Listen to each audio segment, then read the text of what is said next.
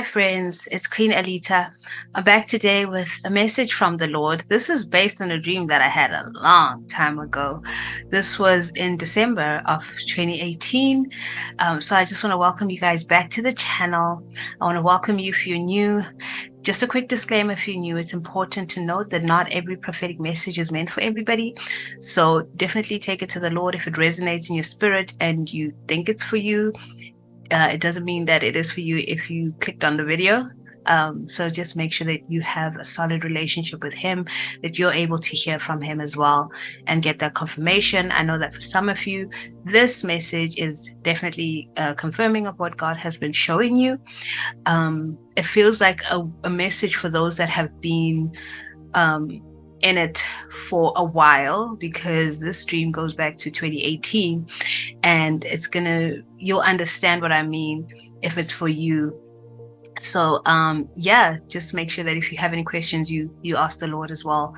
I just also want to say, guys, please excuse me as well. I have not been feeling well. I thought today I would be better, but I actually feel worse today, and I've been putting off doing this video because of my health. But I don't know if it's just an attack of the enemy or what, to try and get me to slow down on these videos. I don't know, but I just felt like I should get on here today and share the message. The Lord gave me this message probably, where we now, over the weekend. So let me get into the dream. I'm going to read it how I came across the dream. I was looking for something. A note that I had made way back then. It was like a word that God had given me, and I'd written it down. Well, I put it in my notes, and so I was looking for that, and I found it, and it was just anticlimactic. It didn't feel like that's what I was supposed to be reading in that moment. I knew that I had to go to around about that date, and I thought that's why, but that's not what it was. So I was just kind of scrolling through my notes, and it was really aimless. I was about to shut the whole thing down and just do something else, but I just found the titles interesting, and then I saw dreams, and I was like, "Ooh, hey, I got dreams on here." So I read this was probably the second one that I read, and it stood out. It was like, this is why I was on the side of my notes. So yeah, I'm going to read it because it's in my notes. It is a long dream, but the message is beautiful. Let's get to it. So it says here, dream, 18 December 2018. Right. I had parked my car outside with other cars, and it had been there overnight, I think. So I decided I would move it into the underground parking in the building opposite where I was parked. There seemed to be a big event, and that's where the event would happen. As I was planning this, I knew I might be denied access, but I was determined to try anyway. So I removed 2 signs that had been put on my car by the car guard or parking guard. I entered my car and started driving, and I thought I turned into the covered parking, but I hadn't. Instead, I was on a street. So I decided that I'd go around and come back to park. As I drove, there were other cars on the same road. I could see shadows of spirits in my rear view mirror, and I began to rebuke them, and they would go poof and disappear as I did this. Some were stubborn, others were easy. One particular one was very stubborn, and as I drove, I noticed that I was no longer on a city road, but there was a long parched grass. Oh, not a long. There was long parched grass on either side of the road. I wasn't afraid. I was just certain that I was going to fight whatever I was faced with. So I continued to rebuke the stubborn one. Then I was no longer driving. I was inside some kind of building chasing the spirit, and now there were 2 of them. So I called out to them, "Spirit, spirit," and they turned and looked. They were very arrogant. That's when I reminded them that I have authority over them. And then I bound their tongues from speaking anything over anyone, and they couldn't speak. They were in pain and distress. In this building were many people, and as soon as I finished with the 2 spirits, I began to fly, and I saw a small yet big enough window to fly through. As I was heading to it, I expected the people to try stop me, but they didn't. And I'm sure one of them was someone that was familiar to me who was sitting close to the window. One of the leaders in my church. I flew out and first was flying low, but then I began to soar and I was flying around this building, like on the outside. It was full of people. They were all on the outside on various types of balconies. Many were dressed in white robes with blue collars.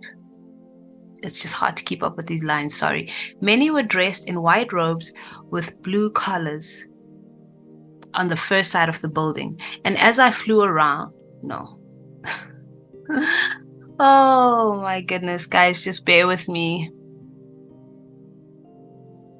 Okay, let me take it from I flew out and first was flying low, but then I began to soar and I was flying around this building. It was full of people. They were all on the outside on various types of balconies, right?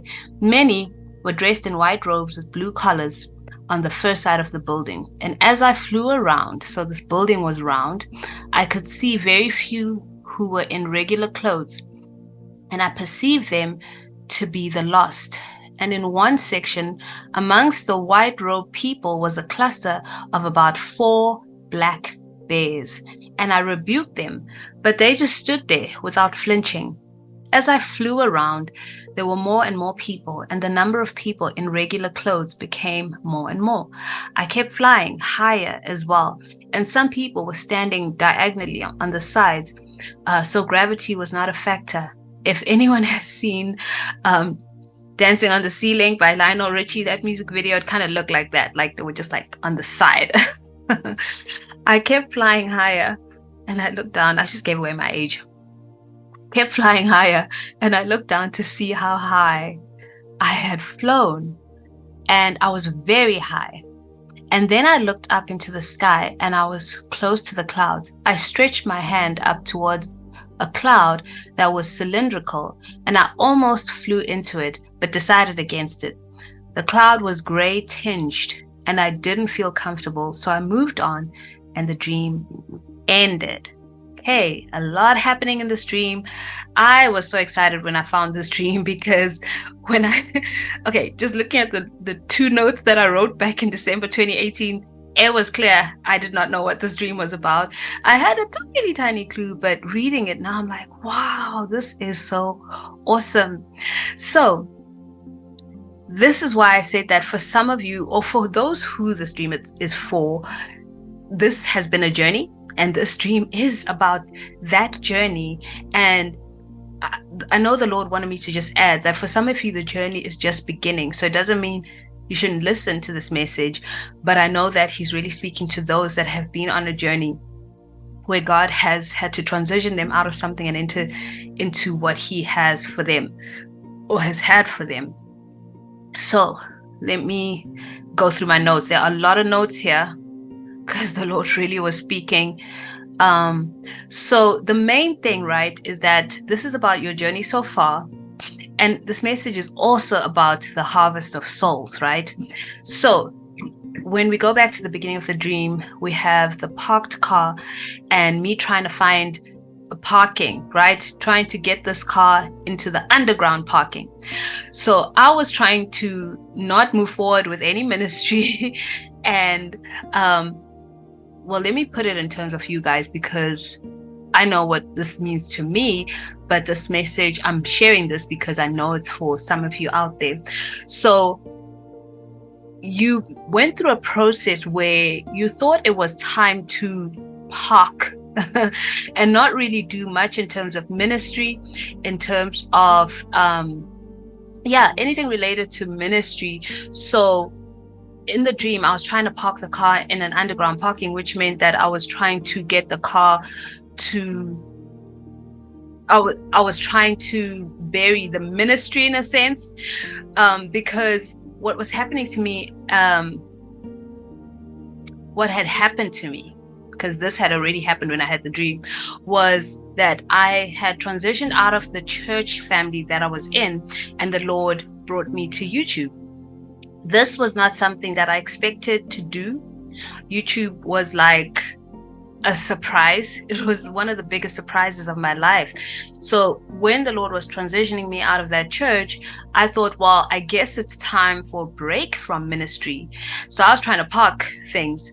And so I just thought, well, I'll just wait around until God told me where to go to next. Like, I really thought I was going to be relaxing and not doing anything in ministry, because I had been doing a lot in the years leading up to that. I had been a worship leader. I had been part of a stage production where we did like the nativity play, but with a twist, like it was a modern twist.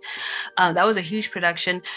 I was also part of the making of an album, a church album, and performances related to that album. There was a lot going on. And so I just thought, well, I guess it's time for a break. And so there I was trying to take this break, and the Lord said, nope, you're doing YouTube. So whatever it was for you, when you look back on your journey, the Lord surprised you with something. Or if this is something you're one of those people where these things are about to begin, the Lord is saying it's not time to park yet. There's still some things to be done. There's still kingdom assignments, because there's a goal in mind, right? So in the dream, I knew that I might be denied access, but I ignored the signs. So I took off the 2 signs that were on my car that were put on by the car parking guard. And I still ended up not succeeding in my own plans, because God had his own plans.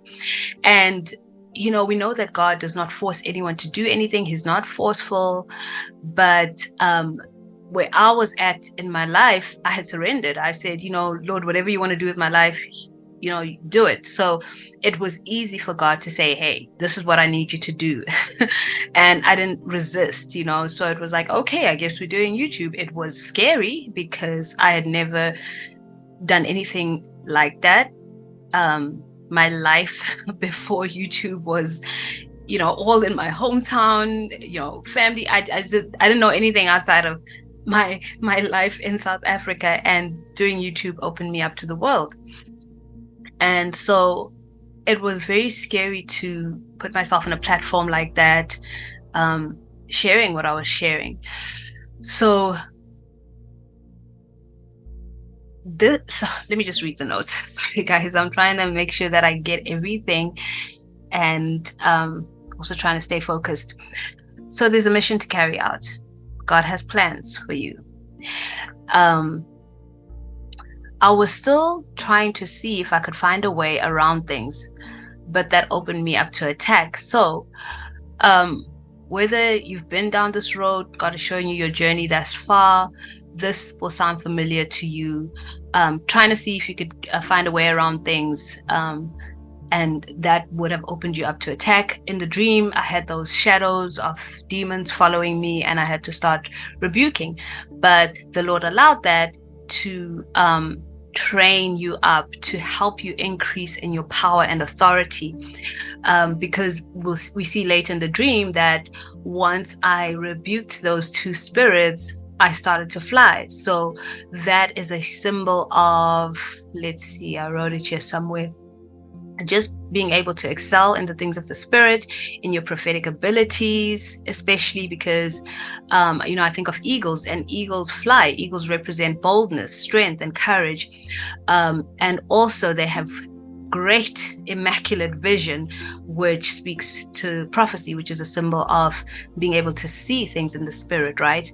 So just backtracking a bit, the Lord wants you to accept this assignment if this is something that's starting for you. But if you've been on the journey, you accepted the assignment, and you knew that there was nothing to fear. In the dream, I wasn't afraid of those demons. I just kept going for them. I knew that that God was with me. And so if you're in this position right now, don't tremble or be dismayed, because God is with you. Like, he's with you wherever you go. According to, I think that's Joshua 1 verse 9, where it says, do not tremble or be dismayed, for the Lord is with you wherever you go. And I also think of Psalm 23 verse 4, which talks about, though I walk through the valley of the shadow of death, I will fear no evil, for you are with me, your rod and your staff, they comfort me.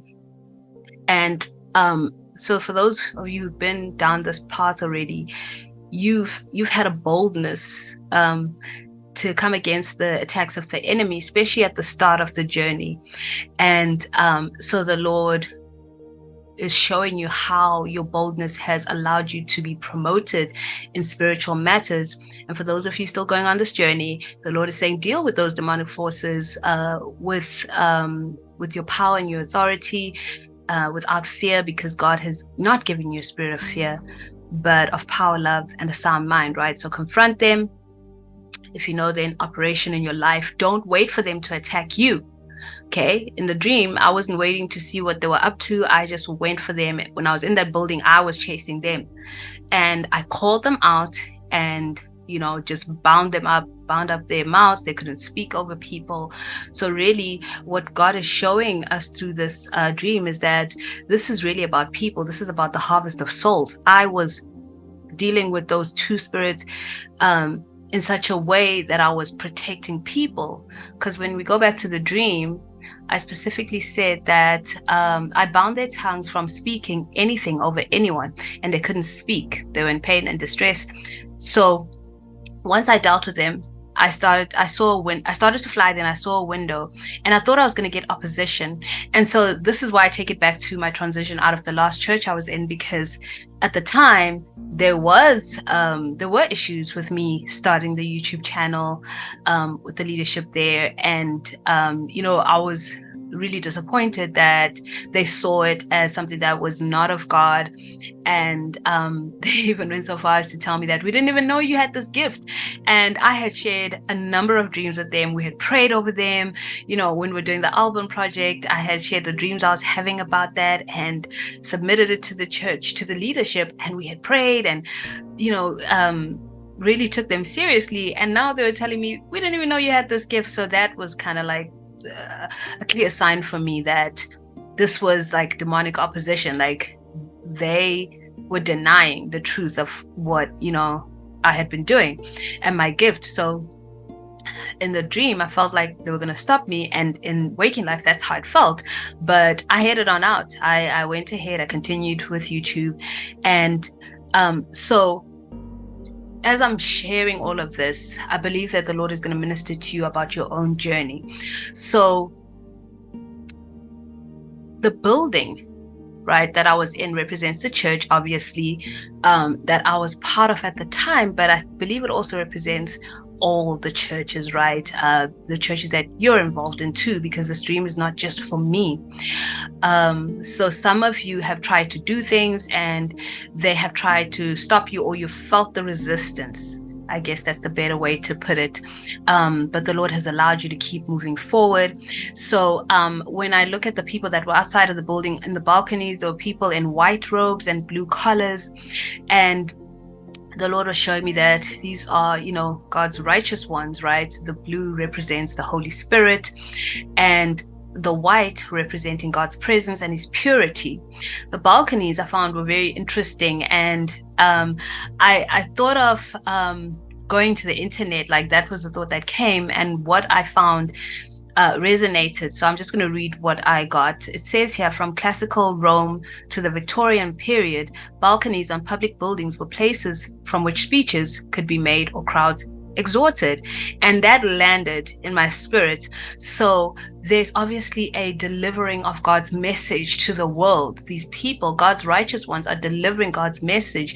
They're sounding the alarm. They're doing what they're supposed to be doing. And it seemed like there were more people doing that. So I think God was showing us here the evolution of the church, how we started out with like numbers. We were strong in numbers, but the more I went around the building and kept flying higher, I started to see more people who were of the world. So the people dressed in normal clothing represented people in the world.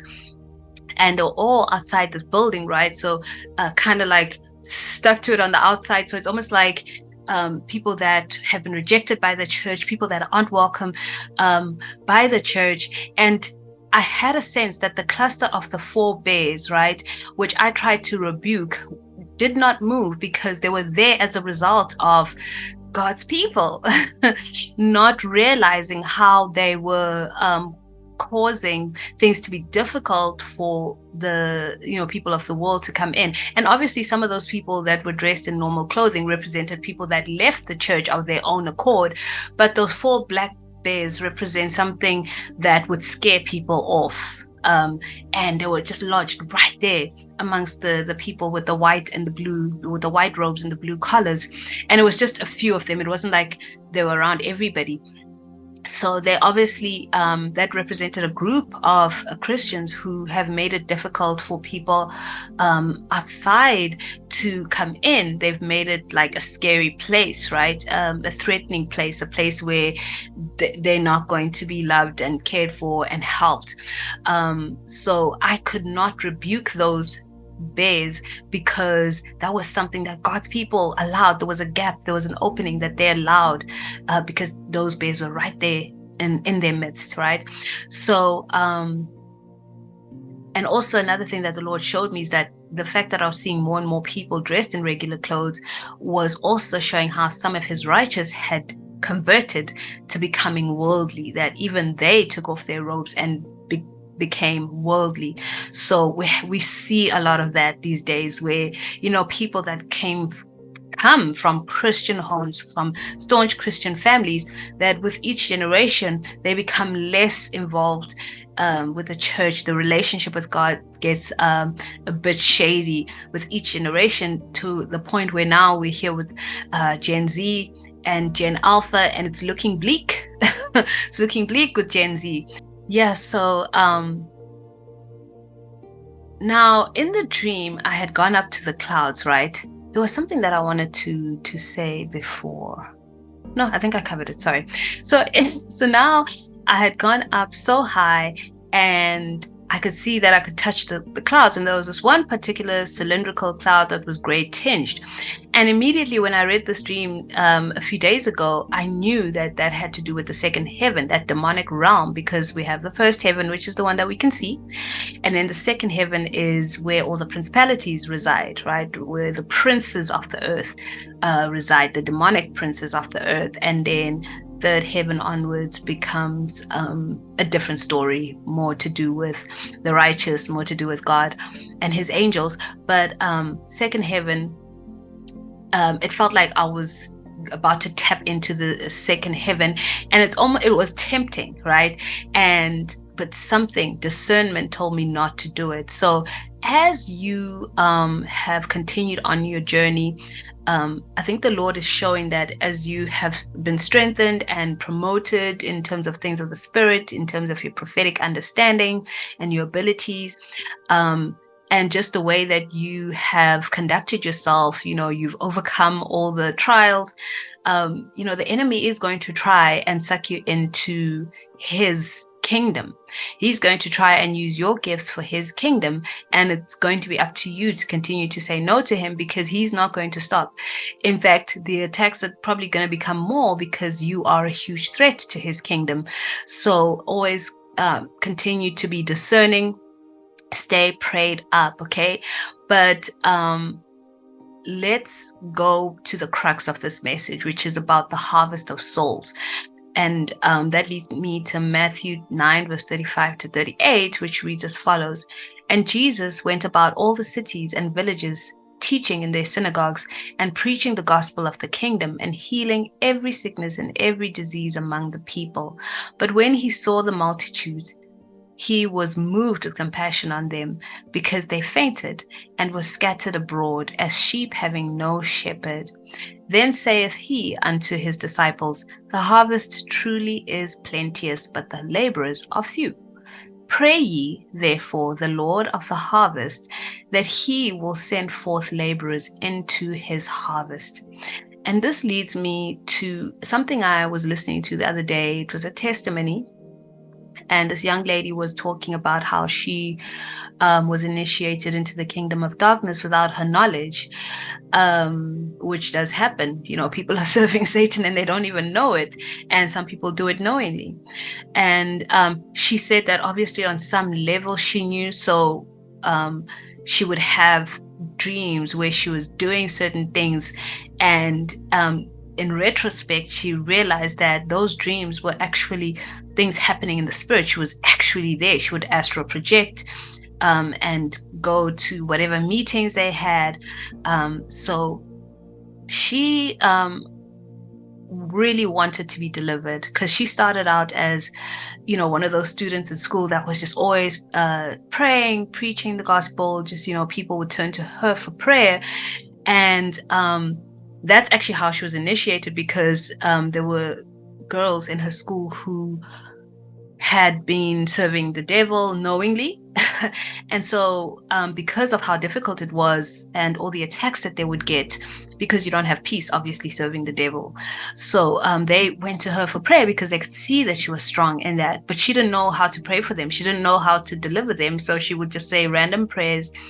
And after some years, they initiated her without her knowledge, because obviously she was not able to help them. So they were like, well, let's just get her in. So long story short, she was seeking deliverance for a long time. She knew that she had somehow been initiated, and she didn't understand how. And she would go to certain churches, certain pastors, people of God, and try, and state her case and just ask, please, can you help me? Like, I want to be delivered out of this thing. And she was faced with so much disappointment. People didn't know how to pray for her. Or the prayers just wouldn't be deliverance prayers. She really struggled to find a place where she could be delivered. Like, some of the pastors were so cruel, like they would spread her private things that she shared with them, because she was doing some really hectic things. When you're serving the devil like that, you're destroying churches, you're destroying families, marriages, and all of that. So she was busy, and she knew that what she was doing was wrong, and she needed deliverance, but there was no one to help her. And when she confessed, or confided in a couple of these pastors, they spread it to the rest of the town, and she was stigmatized. So eventually she found a couple who prayed for her, and that night after they prayed for her, she got deliverance, but it was from the Lord. God had to visit her, in her room. She said she saw this great light, and the Lord started to deliver her. He was speaking to her. He was removing things from her, casting stuff out, and he was explaining what each thing meant as it came out of her. And she was delivered just like that by God himself. He had to visit her because there was no one that would help her. Where are the laborers? That is basically why I'm sharing this testimony. Where are the laborers? Where are the true men and women of God who are serious about the work of the Lord, serious about the harvest of souls, not afraid to deliver people? Because a lot of people are afraid of that. That's what she was faced with. She couldn't find anyone who was brave enough to confront the devil and help her out of her predicament. And God had to come down and do it for her, because the laborers are few. And it really touched me listening to her testimony, because for years she was looking for that deliverance and she couldn't find it. But I praise God that eventually he got her out of it, and he said, I saw what happened to you, and I allowed it, because remember when you were in high school and you couldn't deliver the girls that came to you because you didn't understand, you didn't know what they had been through. So I allowed it so that you could have that experience, so that you could understand exactly what they were involved in. She didn't have full memory of how she was initiated. She didn't have full memory of the meetings that would happen. She just knew that every night she had these dreams and she would go into meetings, but all of that was erased from her because she kept saying how Kingdom of Darkness did not trust her. That's why they would erase her memory. So she, the little bit that she knew, what the view that she had, and how they would give her assignments, she was able to understand how deep it was. And now God had allowed her to be equipped to also perform deliverance on others. So that's basically the crux of it. Where are the laborers? The souls are ready to be harvested, but the laborers are few. And we need to start praying and asking God to help us take our positions, to stop being afraid, and to do what He has called us to do. So friends, that's the message for today. I pray that it's blessed you, and I will see you in the next video. Always remember that God is a good Father. He loves you so much because you, my friends, are so deeply special to Him.